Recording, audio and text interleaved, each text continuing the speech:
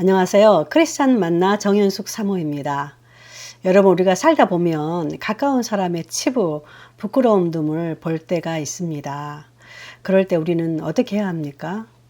초미디어 인터넷 세상인 요즘에는 사람들의 치부를 조금만 알게 되면 그것들을 공개하고 그렇게 해서 한순간에 어떤 사람을 망하게 하는 경우가 적지 않아요. 특별히 그게 가족의 문제여도 그렇더라고요. 우리 모두는 사실 누구나 좀 부족한 모습이고 허물이 많은데도 말이죠. 오늘은 하나님이 노아와 세우신 그 언약에 대해서 볼 건데요. 노아 가족에도 그런 치부를 보게 됨으로써 어떤 사건들이 일어나게 됩니다. 하나님이 홍수 이후에 노아에게 최초로 하신 일은 바로 복을 주신 일이었어요.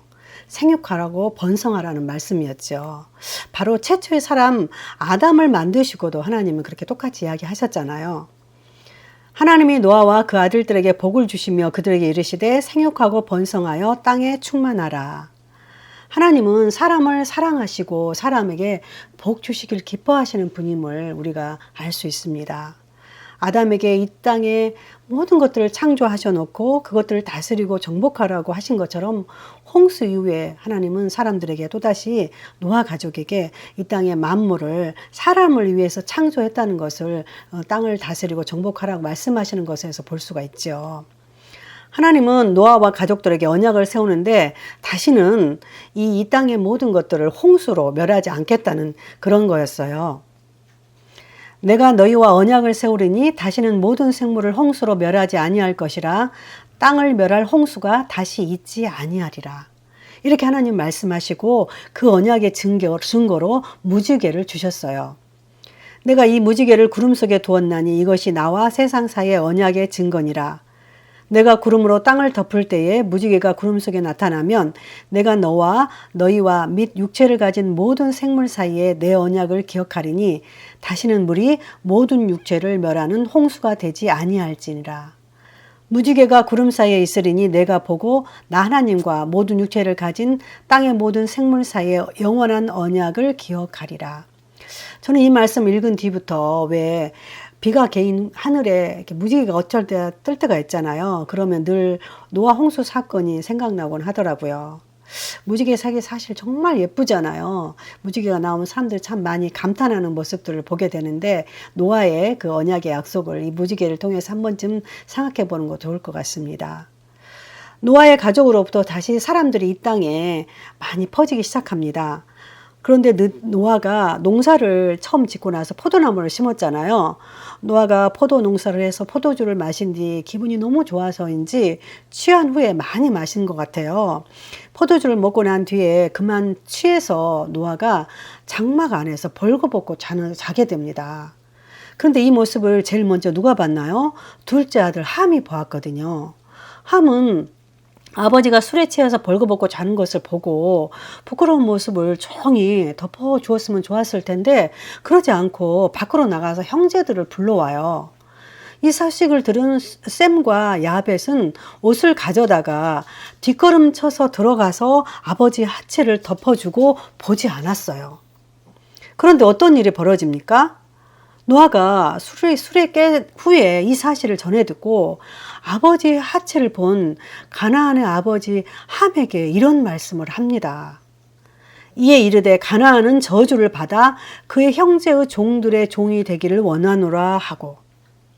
이 말씀은 우리 생각으로는 참 잘 이해가 되지 않는 말씀이지만 아버지의 부끄러운 모습을 보고 덮어주지 않고 그것을 오히려 이렇게 알리게 된 잘못으로 인해서 함의 자녀들은 그 다른 형제의 종이 되는 그런 어떻게 보면 저주 아닌 저주를 받게 됩니다.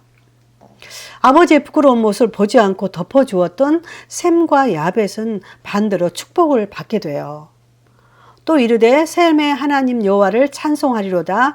가나안은 셈의 종이 되고 하나님이 야벳을 창대하게 하사 셈의 장막에 거하게 하시고 가나안은 그의 종이 되게 하시기를 원하노라 하였더라. 여기에서 셈의 하나님 여호와를 찬송하리로다라는 이 말씀을 눈여겨보아야 됩니다. 왜냐하면 노아의 후손 중에 누구에게 셋 계열이 이어지는지 암시해 주는 말씀이거든요. 우리가 10장에 넘어가면 노아 가족들의 그 족보를 보게 됩니다. 제가 성경에 족보가 나오면 족보가 아주 중요하니까 그냥 넘어가면 안 된다는 말씀 기억하시죠? 이제 노아의 족보가 다음 사람으로 시선이 옮겨진다는 그런 말씀이에요. 10장 1절입니다. 노아의 아들 셈과 함과 야벳의 족보는 이러하니라. 홍수 후에 그들이 아들들을 낳았으니 이제 노아의 아들들의 족보가 본격적으로 나오게 됩니다.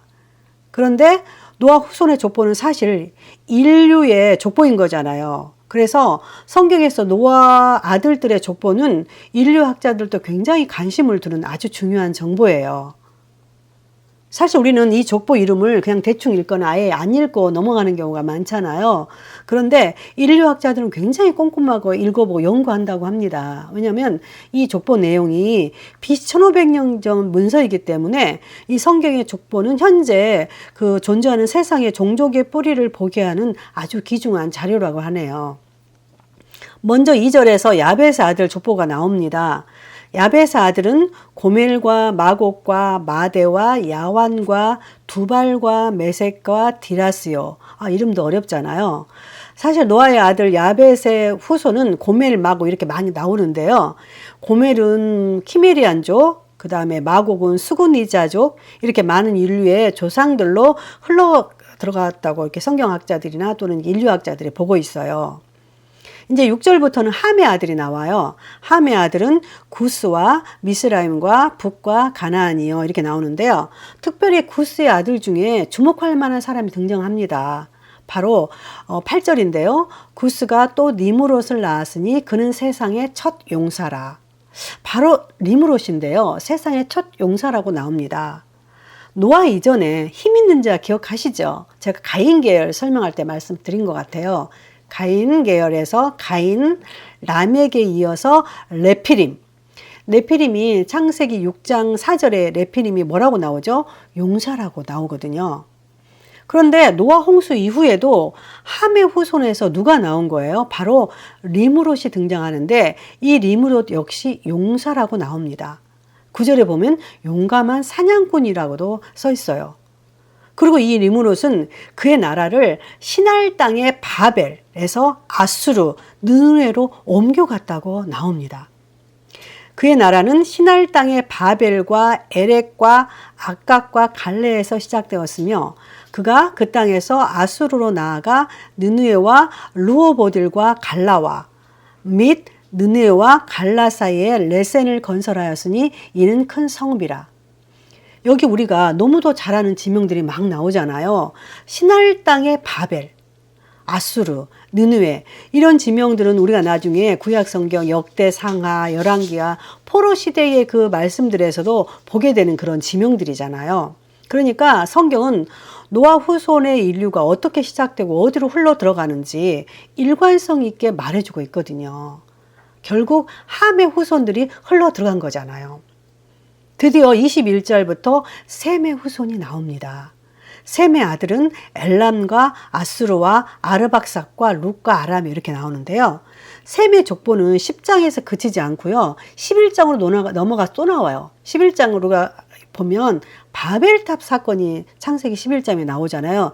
그 바벨탑 사건 이후에 바로 나오는 게 셈의 족보예요. 셈의 족보가 왜 중요할까요? 바로 셈의 족보에서 데라가 누구죠? 아브라함의 아버지잖아요. 데라가 나오고 아브라함이 등장하거든요. 그러니까 성경에서 노아 아들들의 족보를 통해서 이제 시선을 셈의 족보로 가서 바로 아브라함에게 조명을 비추기 위한 거죠. 그러니까 믿음의 조상 아브라함을 만나기 위한 겁니다. 그런데 아브라함을 만나기 전에 우리는 바벨탑 사건을 다시 한번 눈여겨봐야 돼요.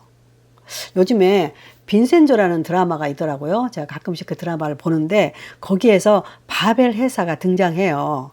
인간의 끝없는 욕망을 보여주는 것이 바로 바벨이거든요. 다음 시간에 바벨탑 사건으로 다시 만나기를 원합니다. 감사합니다.